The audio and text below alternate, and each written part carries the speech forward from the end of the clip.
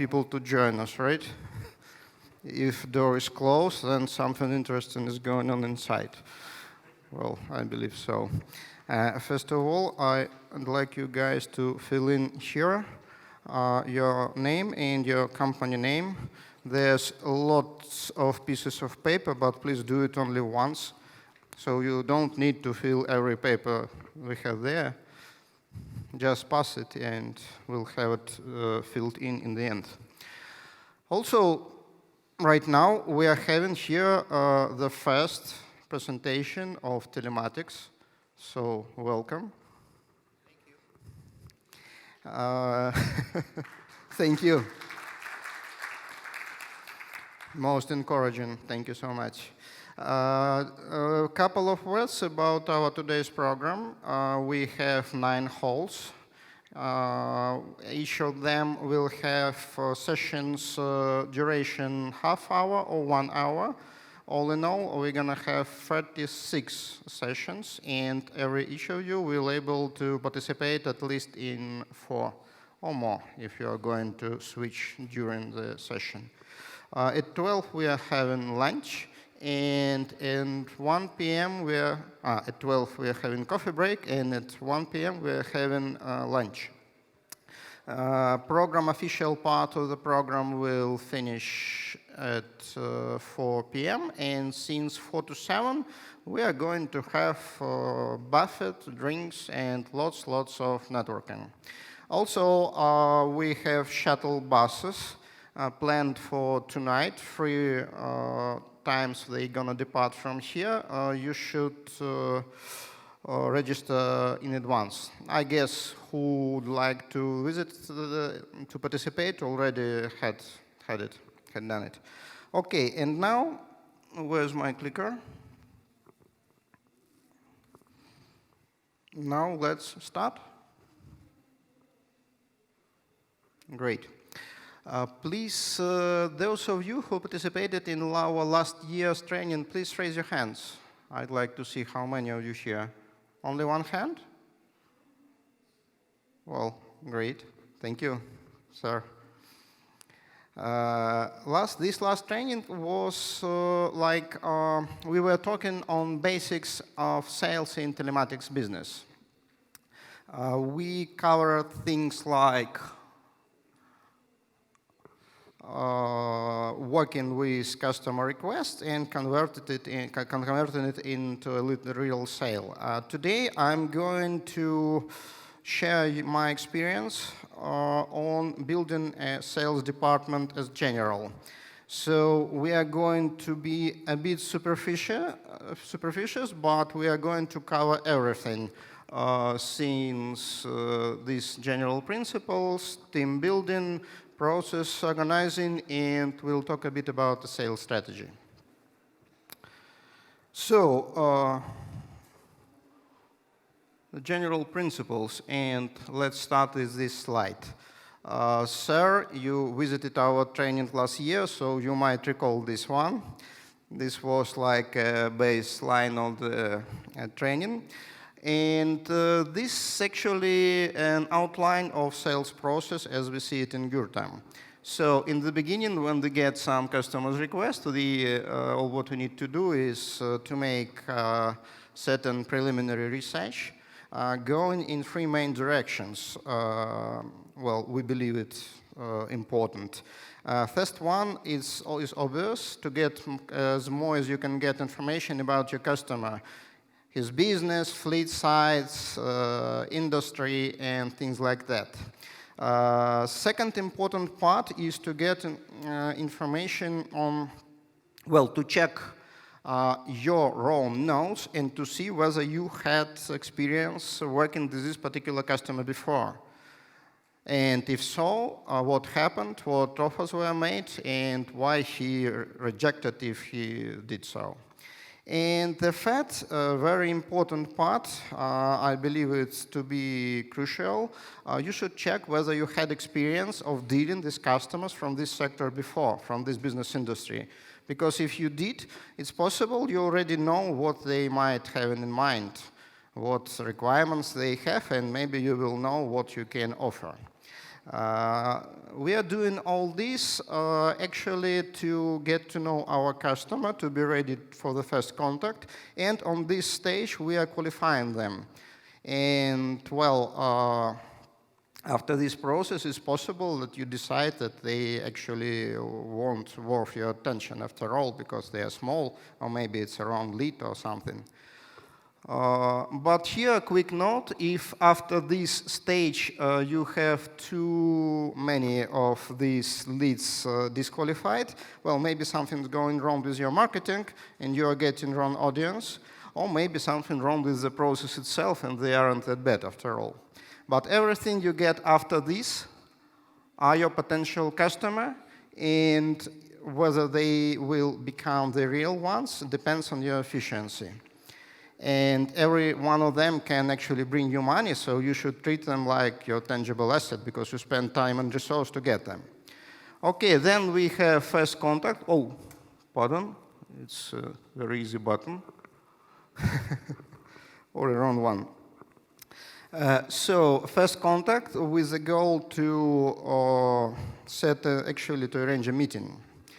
It's an email or a call, doesn't matter. The idea is to get them to meet you. First meeting with the goal to establish personal contact, to show your expertise, and to start getting requirements. Requirements gathering. Well, here I like to say that you should see yourself as a doctor. It's a process of setting diagnosis. So you are interviewing them to understand what's going wrong, what their pain is, and to make diagnosis. Solution development. Here, please remember all this, that this year in Gurtam we have special team dedicated to actually working with you on your project to help you. So do not hesitate, contact us if you may be stuck with some technical requirement or something. Our guys, actually, their job is to help us with that. And next, it's time to make an offer they can't refuse. An offer which is based on the result your customer will get from implementation of your solution. And here, you see this result should be shown as something tangible, something they can count or see, and compare with the price they pay and see that it's like a huge difference what they get and what they pay to you. So, and after that, either deal is closed or not, and we have special actions for every way it goes.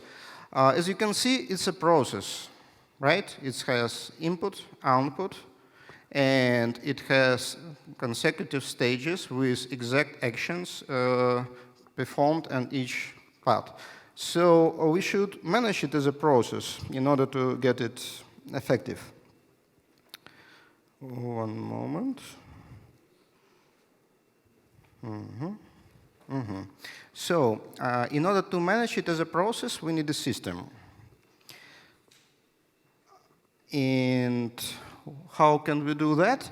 We can actually have system of statuses or markers, right? It's basics, in order to see how much time each of your requests spent on each stage, right? And where it moved on. This way, you will be able to see actually how much time were spent on each stage, right? And you can see it for all request flow. You can see where it's stuck or where it usually stucks, for example. And then you can see when you need to interfere to correct something.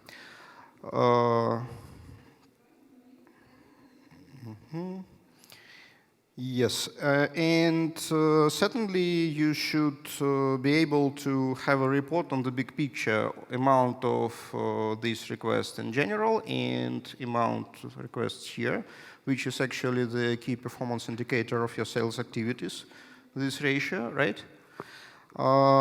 And well, this is actually basics of sales management, and we can go from here to the next stage.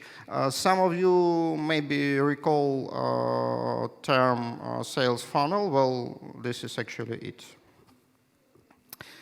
So the main theme from this part is actually, well, that sales process is a process. We should treat it as a process. And to do that, we need to define, these key milestones, right? To go through them and to see what's going on through them. Well, I'd like to put a question here. Guys, do you see sales process as a process, actually? Does it matter? Or maybe you just go like sale by sale, deal to deal. So you agree, right? It's a process. Well, thank you. That's good. So in order to work with it as a process, we need to set it up the way it like works by itself. It doesn't require your manual control, because once you start manual controlling it, okay, it's not a process already. You're working like deal to deal. So you need to set it up like a mechanism, self-regulation mechanism. And to do that, we need a team. We need a team. What I mean by the team, I mean right people, following clear rules with right motivation, and ready to close your deals for you on regular basis. And people, certainly people, are the key factor here. So let's talk about that a bit. So who is it, this person, this perfect sales manager? Where actually does he come from? Right? For us, well, I'll share my own experience here, what I believe sales manager, what qualities should he have. First thing, for me, sales manager, he should be a man of passion. He should be open-minded. He should be open to new ideas, to new knowledge, to people. Because, you see, maybe one of the main qualities, what they need to be able to, they need to inspire people, right? They need to inspire them, they need to get their interest, right? They need people to believe them. And it's very, very hard thing to do if you aren't interested yourself in what you're doing, right? So this is maybe one of the key qualities here. Second thing, self-dependence. What I mean by that? I mean by that ability to act and think by their own accord. It's pretty hard to deal in this business, and as a matter of fact, in any business, with a person who requires step-by-step instructions from the manager. It won't work here. Another thing, well, ability to get things done. Maybe it's kind of the cliche, right? You know, working for a result. We see these words in job requirements, we see it in CVs, but it's true.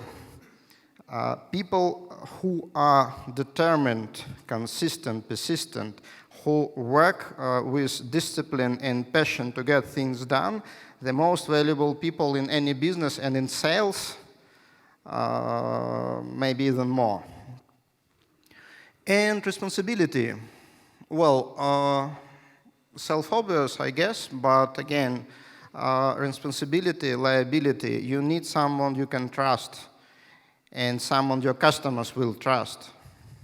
So, yes, we need all these qualities. How do we find them? First, where we start, certainly from screening the CVs. And yes, first and most, maybe one of the most important places to look at is job experience. That's understood, and we do it ourselves. We usually hire people with sales background, technical support, customer service, from areas connected to high-tech products, something complicated. And if they have technical background, is a plus, because we are alone not not a simple product to learn and to work with, and they need to understand product to sell it, right? But there are other things besides the job experience that might tell you a lot about the person you are trying to evaluate. And first thing I usually look at is job change frequency. And when I see someone who has like 5, 6 or more years in one company, what that usually means, it means that he is reliable, means that he's loyal, means that job is a priority to him. He stayed all the time with one company, and on the other hand, it means that he was useful enough to keep him all the time, right? So maybe it's a good person, it's a good sign. And then I see someone who like changes jobs like women change clothes. Well, I'm a bit scared, because if nobody managed to satisfy him, maybe I won't be able to.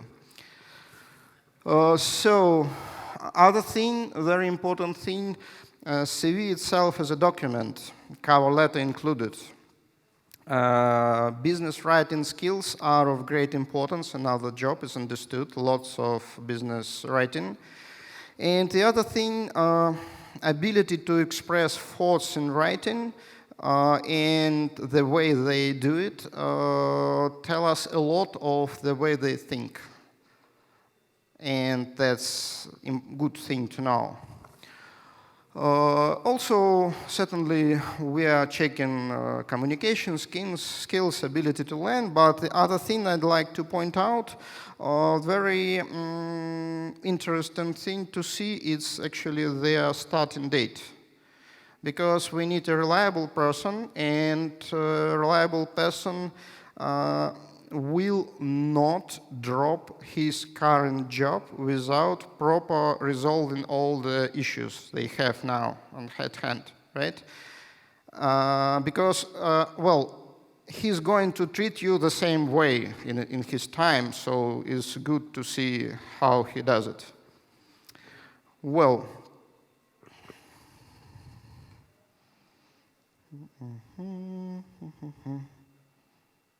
sorry, lots of material. So, next part, again, it's evident, is interview.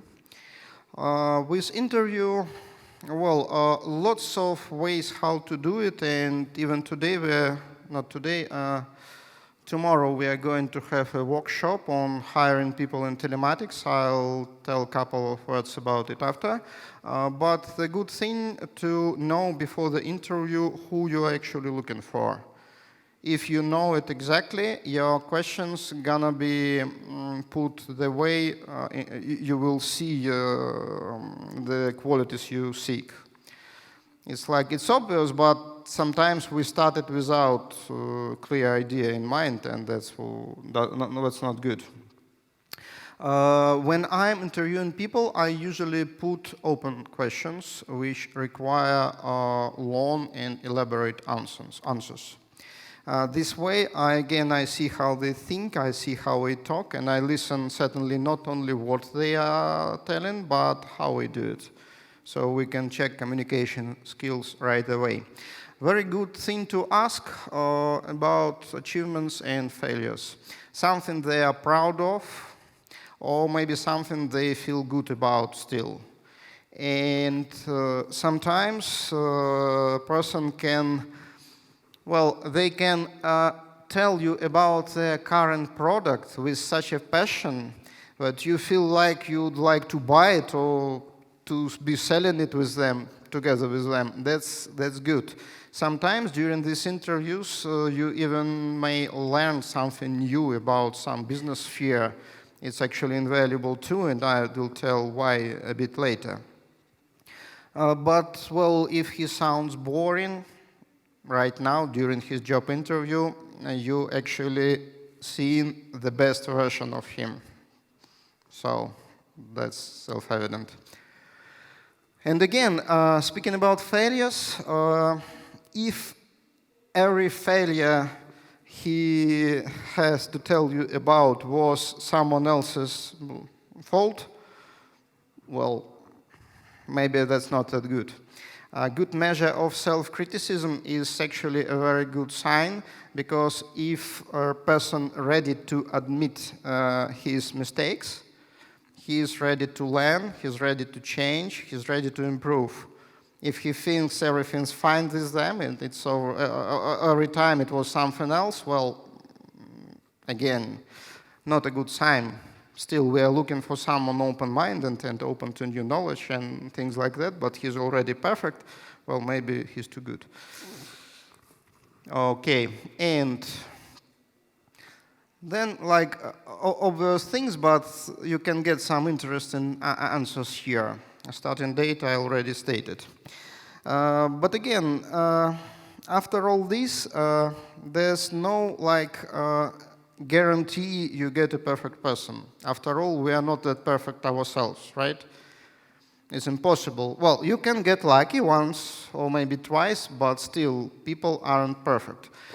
Good news here that all those qualities we seek, we can develop them with your team inside, setting good examples and setting traditions, because people tend to follow examples, whether they're good or bad. This is how actually famous theory of broken windows work. What we need to set a tradition of good examples. And we need to make it like a team culture. People should be proud of what they are doing. And let's talk a bit how we do it in Gurtam and how we do it in our team.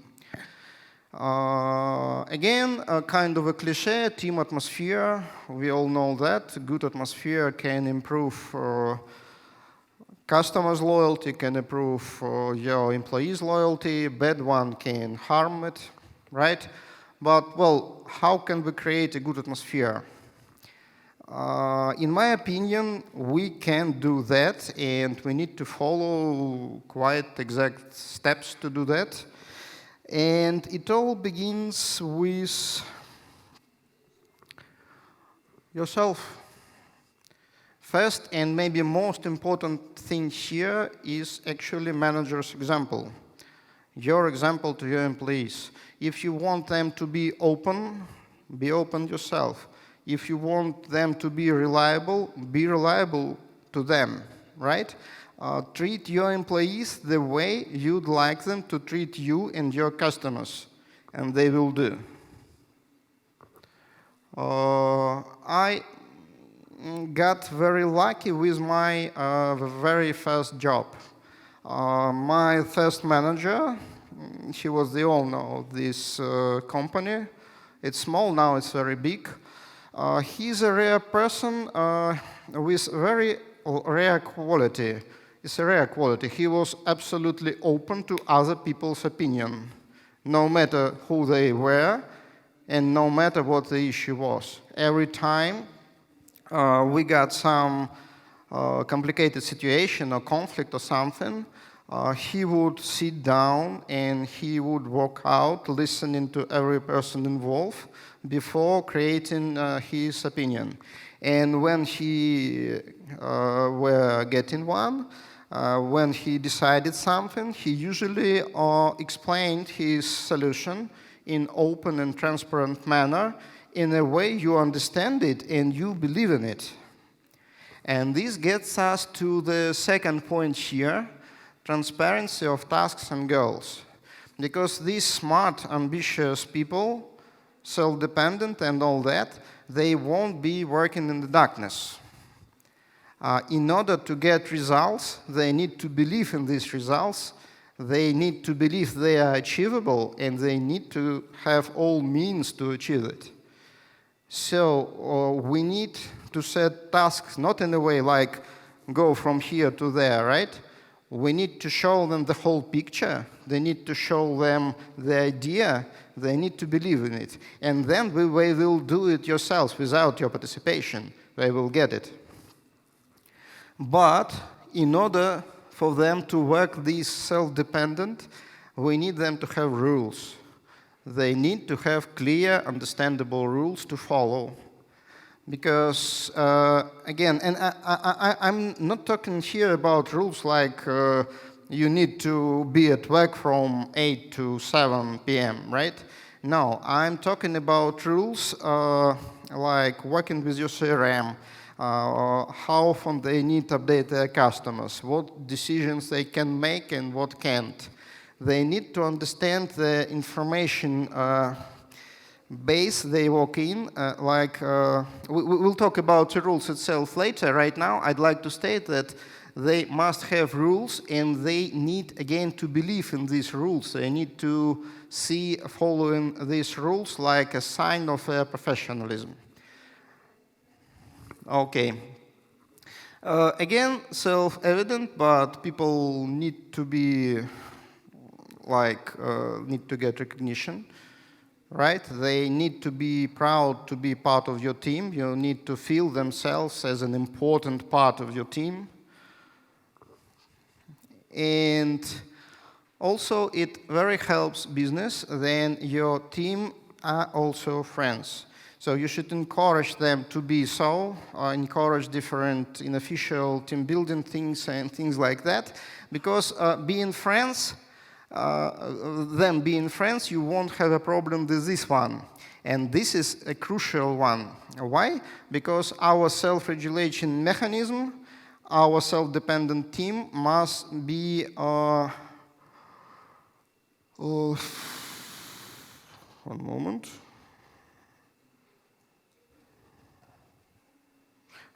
Yes. It must be resistant to things like days off, a lot of work coming your way, long business trips when part of the team is absent. You need them to take other people's job, actually, without assigning it to them directly. Because, again, self-regulating mechanism should operate this way. We have this culture, it helps a lot. But another thing, very important thing in creating our team atmosphere is financial part of the job. Okay, they are doing job for money, that's self-evident. And there are lots of different ways how to set it up. I'm not going to cover different methods, but I'll tell a bit how we do it in our team, because I believe we're actually doing good in this part. Well, before choosing this model, I tried to state my goals. And one of my main goals were encouraging actually teamwork. Because yes, usually salespersons they work on their own. They have goals, you need to sell to this customer and this, or cover all this region, and that's it. And this actually sometimes, quite often, leads to internal competition between your sales manager, and this is not teamwork. It's not what we are looking for. So I wanted my financial model to encourage teamwork without certainly putting aside individual achievements. Also, it's important to keep your team happy. I mean, not happy with what they earn, but to keep them happy with what they can earn if they achieve a result. It's an important difference here. And certainly, payroll expense is expense, and it should be treated as such. Understood. So what I came up with, we have part of our monthly income as well, we have one financial result that matters for whole team. All of them had this one figure. It's part of our monthly income. And from this figure, either of them has individual percentage. So these individual percentages are different, but the result still the same. And simple as it is, it works. Right now, I have a team working for the one result, ready to help each other, ready to cooperate. Ready. If I need someone to go to a business trip in some region, I actually don't restrict it with a person working in this region. It doesn't matter. They can go, and they interchangeable.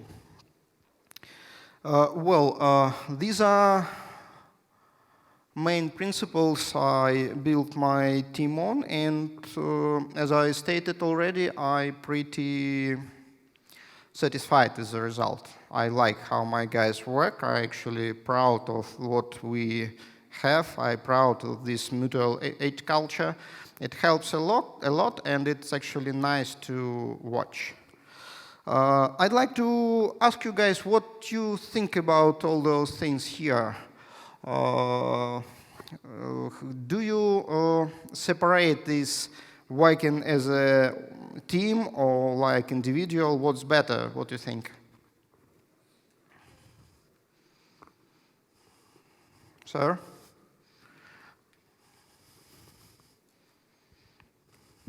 Hi, I'm Sean from Sly, Africa, Benin, West Welcome. Africa. Thank you. I think that this model should be adapted because it's the way to build the team together.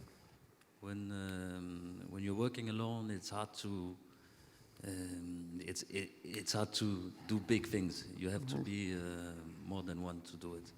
So I think it's a good way to do it. Thank you. Yeah. Thank you. Good to hear. More opinions? Hi. Hello. It's Asher from Afritrack, back from Tanzania. So I think what you just shared right now is very interesting, especially where you don't have any divisions for the sales team. Because usually we segment sales team, either by region or by product line. I can see it. But this is really great to hear where you have one common goal, which is the target, and the whole team works towards the target. And it's irrespective of which product or which region or which segment you work on. So this is a great interest. And thank you. Thank you, sir. Okay, shall we move on? Okay. Well, now as we actually, by the way, what I'd like to share with you, gentlemen, we are going to have a workshop tomorrow on best practices for hiring people in the loan business, where you can share your opinions with other partners from other countries and maybe get something new. I believe Olga here will tell you more about it. Okay, so now when we have a team, as we going through whole process of building an effective sales department, I'd like to tell you a bit more about this internal process on how we should set it up. And first thing, I'd like you to see that, well, these requests we get, as I stated already, they are tangible assets because every one of them can bring you money. So they are tangible assets of your company, and you should treat them as such. I mean, you should monitor them like you monitor your cash flow on your bank account, or maybe how you monitor fuel for your customer, because they cost money too. And another thing I'd like to tell that,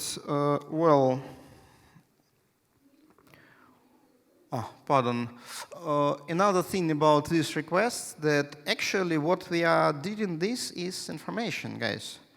When you are getting requests from the customer, you are getting information that someone wants to implement a telematic solution.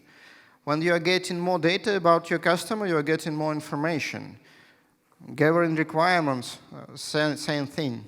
And even getting rejected, again, you are getting information that this particular customer doesn't need your services at the moment, right? And what we know about information, it has an expiry date. So what I keep saying, you should not treat customer rejection as something final. It's never final. Because you see, well, for example, like customer, you get request, customer needs to have like fuel control implemented, and after some time, he decided to go with your competitor because, well, maybe they are cheaper, maybe they are smiling better, doesn't matter. But after half a year, you can get a piece of information that this competitor took money but wasn't able to provide a solution. And right now, customer is urgent need for someone to get things right. Is it possible situation? Do someone had something like this in the past? I had. I am getting it every time. Right? And actually, it's quite possible to get there in the right time and to get this deal you already believed you lost. But how can they get there? How can they get to be there when time is right every time? Well, it's not a complicated task to stay in touch with one customer, 5 customers, 10 customers. It's not a problem. But what you need your employees, your team, to stay in touch with all of them on regular basis. And for that, we need a system. I already covered the importance of CRM systems in sales in the beginning. This is another part of functionality and a crucial one. What we need to have customer profiles for every lead you get. These customer profiles should consist of 3 parts. First one is like basic information, which is constant, so it changes rarely. It's the business industry, business site, what else? Fleet size, right? Things like that. Second one, news feed. Well, sort of news feed is there your managers log everything they had with this customer, like offers, phone calls, negotiations, solutions implemented, rejections, everything you had experience with them. And third part, these next actions. What are you going to do next? What's your next step? When we need to get back to this customer to check what's going on there and what you can do to help him and to get the deal closed. Well, actually, you can start with like your Excel sheet or Google sheet or something. As a person who did this, I won't recommend because with time it becomes unusable due to its size. It's like a big, like bad sheet or something, right? With small letters and you're trying to find something that's unusable, believe me. And it is easy to lose something important and to actually, you won't get what you need to be there when time is right. So it's time to start using CRM if you still don't. This kind of basic functionality, and most of them will have it, and right now you know why you need CRM and how to use it, so you will be able to choose one. But to buy CRM and to tell your employees to fill it in, actually that's not all. Because in order for the system to get alive, to start being a real working tool, you need them to believe in the system. As we discussed earlier, they need to believe in what they are doing and why they are doing it. So it's a good thing to start choosing CRM together with your team, so they will take part in choosing it and they will believe in the idea. Then they will work with it. And again, you should choose convenient one, because there are different systems out there and it's easier to get something unusable too. And the next step, how we achieve this, I mean CRM filling in involved is setting up your team structure. But before we start, I'd like to ask whether some of you gentlemen already using CRM system, and ladies, excuse me. You have CRM system, sir. Great. A long time ago? Are you using it or just starting? 3 years ago. Oh, works good? We use Odoo, and my engineer conceptualized to adapt it on our business. Yes, since 3 or 4 years. I see. Very good. Someone else? Please raise your hands who have the system already. Not that much. Hello, Well, I think it's a good idea. Well, we're using Zoho. Zoho CRM. I see. Great, 1 year now, and it's excellent. great. A lot of useful data. So those who did not raise your hands, please keep in mind it's a good idea to have CRM. Well, and here we go with the team structure. And first thing I like to talk about, well, division of labor is something invented long time ago, like 1,000 years ago. And one of those things invented that long ago and that still works perfectly till that time. So it's better to use it. How we divide sales job in general? We can go, as gentlemen stated, by regions, and it's perfectly good way to do that. Or we can go separating the different kinds of jobs, right? And another thing I'd like to share, this is our experience in Gurtam and my personal experience from my career. It's obvious. In Gurtam, we are working with partners, so our success usually is success of you guys, right? It's our partner success, so we put a lot of effort to working with our current partners, especially in my region. In my region, team working with current partners is actually the biggest one.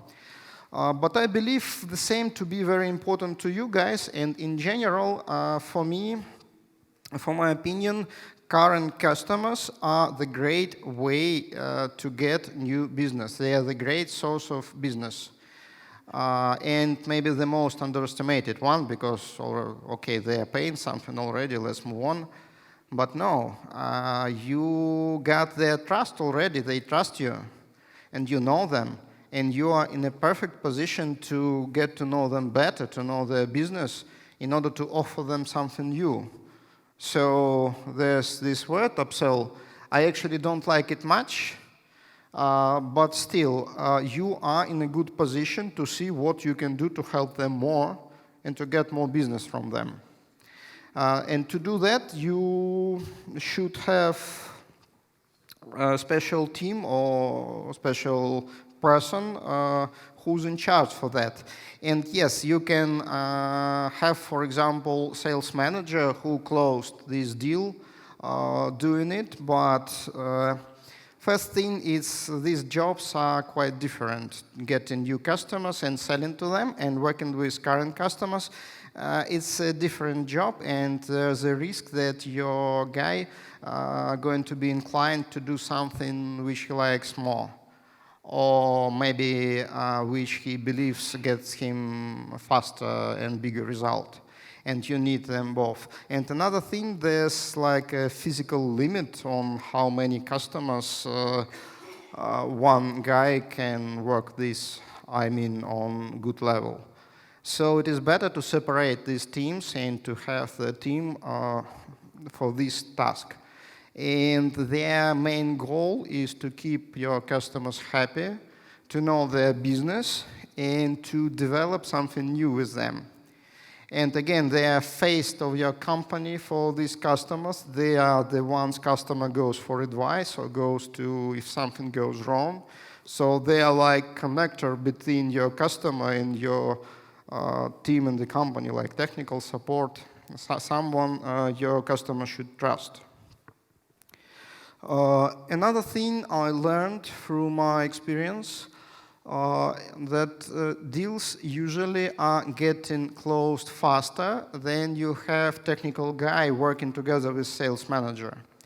Because, okay, again, we are selling something technically complicated, and we are selling a service. And in order to buy service from us, your customer needs to see that you can provide both service and expertise. And for expertise, we need expert to do that. Usually, it's really a shortcut. It's easier to do this way. It's possible to have your technical support team doing it. And this actually how we did it here in Gurtam, maybe like 4, maybe 5 years ago. But in practice, we saw that having those guys as a part of the sales team works better. Because this way, they see things how sales do, and they have this goal, this common goal, and so they work in order to get it, to get the deal closed. It's much better to have them in sales team. So, now we have a third team, and we have actually 3 teams in our sales department working together. Sales guys working on closing deals. Customer care team works with customer which already connected, right? And technical experts are there to help both teams in order to implement solution, to monitor how customers doing and things like that. So now we have this team which is motivated, it has tools, right? So what next? Next, we need them to have rules. And actually 2 sets of rules. First are internal rules which provide uniformity of your work. So all your people have standards, how they work, and they follow them. These are rules on like response and update time, rules on how document everything in CRM, what the interests should look like, right? Communication policy, how they need to, the methods, how they need to get know their customers. You shouldn't have too much of them, though.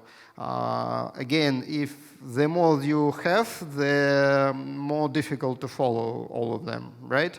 And another thing, they must not be something artificial and theoretic, like you take someone from some book and give your managers, okay, now we work like this. It won't look like this. What maybe we should do in the beginning when you don't have anything, you can have some experienced guy with the respect of other team members who you can set as a standard. Or maybe you even can have him write in the document itself. But again, before setting it into action, you should discuss it with your team because, again, they got to believe in it. They got to understand the usefulness of it. And it's actually not that difficult because, as we saw on a couple of previous slides, in these CRM nodes, you can get actually new deals, right? Again, this node, for example, customer rejected, but we have a little addition. They are going to expand fleet in a couple of months. Good piece of information for a salesperson, is it? So that's not an easy task, but it's doable, definitely doable, and it works perfectly when you've done it. But the second set of rules is certainly your business, rules about your business. Because again, selling a service, selling this to a customer, we need to get his trust. You need them to trust your company, to believe in your product, and to believe person they are dealing with, your employee, that is your manager. And to get their trust, your people should sound like decision makers. That's how it works. They won't trust somebody who like asks everything, okay, I don't know, I need to ask my manager. No, they need to operate self-dependent. And to do that, they need to know what they can do and what they can't, right? So price policies, definition on what actually customer gets for their money and what goes as an additional price, right? Products descriptions, what kind of projects you are dealing with and what you won't take. And what's more important, even more important, they need to understand how it all works. They need to understand what solution you'd make in their pants. So then you know how you think, they will act accordingly. But certainly there should be some restrictions where they need to call you, for sure, yes. But again, a level of self-dependence should be quite high, and this is how you set it. Well, right now we have a team, it's motivated, well organized. It works by itself, you have rules. And does it mean you don't have to look there at all? No, certainly. But now you are in a perfect position to control them because you have CRM, you can see big picture through reports on how your request flow going through stages, right? You can see where something's stuck, and you can interfere and to do something if something goes wrong to improve this particular situation, maybe to get something closed which hasn't been closed yet. Or you can improve the process in general if you see something stuck in some particular stage and something goes wrong every time, maybe it's time to do something about it. And another important thing, working like this with getting all documented and structured by customer, by time, by project, in time you will have a real knowledge base. And this knowledge base will create real field experts from your employees, where we'll know more, going project by project on this regular basis, and they will have access to this CRM, this information of all projects you performed. And this, again, this is invaluable because this is what we are going to build our sales strategy on. And let me share it with you. So again, how we usually sell something to a customer, especially service. We need him to choose us from the others. We need them to believe. And to do that, we need to be experts. But I'm not speaking about being telematics experts. Because your customer, he doesn't know anything about telematics, so he won't differ you from different experts in the field. You all look the same to him. So what you need to be expert in his industry. And then they will see that, okay, this guy understands my business. Maybe he knows better what to do in order for me to get from this situation I'm in, right? And, well, that's a good thing, but you can't be expert in every field, right? So where to start, you need to find your field where you're going to be expert in. And let me share with you a couple of slides on how to do it. We don't have that much time, but again, I'll make it short. So first thing I'd do, I'd see on the region market and see what areas, what industries you have there which are growing, have money, right? And you can work these which are interesting to you. All right, and what I add here, if this is a growing industry, most likely you already have some customers from there. It's possible. So what I do next, I'd see the answer for this question. If so, okay, let's see what are you doing for them. What requirements they have. What solutions you offered, was they satisfied with the solutions, and can you repeat this success you made for this particular customer for another customer from this field? this already starting to be like a product for you, right? So if you can create a scalable solution, you can repeat every time you meet the customer from the field. This sounds like a product for me, no? Another following step, which actually you can make from the moment you saw interest in industry, create a list of companies from this industry. And you already can treat them as a potential customers and start working with our first stage, with preliminary research, right? And then you can get to work with them. Sounds simple, but it works. And another good thing here, as you already have customers from the field, and they are happy, and I have to say, guys, you need to keep your customers happy. We won't see success without it. And if you have happy customers, well, encourage them to share their happiness. Encourage them to give references, maybe with your little help, like, I don't know, bonuses or discounts. It's absolutely okay to do this. And let them allow for you to promote this a bit. And then, what we have? We have a growing market, right? We have a good scalable solution. We have lots of potential customers. And we have references of happy customers in the field. Well, sounds like a way to success to me.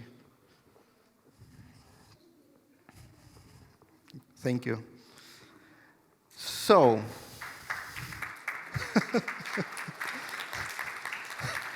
thank you. And a little extra here. This doesn't mean that you should restrain yourself in this area, because what I showed to you is a method. And working through this method, you can get more area to expand, because you can treat every new project you have as a possibility to get something new, to get your hand in another business, to expand and to diversify your business. And that's it. Thank you.